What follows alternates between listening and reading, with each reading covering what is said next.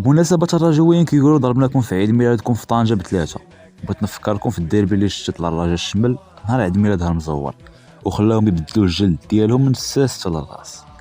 البداية كانت قبل عامين من هالديربي، نهار اللي تعرض فيه أشرف ضرير لإصابة خطيرة في الرباط الصليبي خلاتو غير قرابة سنة على الميادين، وبسبب أنه هو مدرسة وإذا يقح جمهور الرجا بقى مطلع عليه في وسائل التواصل الاجتماعي، هادشي اللي خلاه يحقد.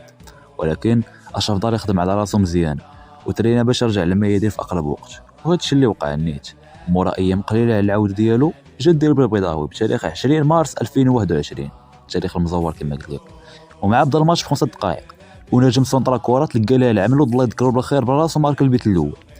العام العملو وجبدوا عليهم الي رجوع، ومورا ب10 دقائق ونجم سونطرا كورة اخرى ويتلقى لها اشرف ضاري براسو ومارك البيت الثاني، واحتفل بالطريقه ديالو الشهيره انتقاما على كاع ديك الطالعه اللي دارت عليه ودوك الناس اللي تشفاو فيه في ديك الوقت فاش كان طايح.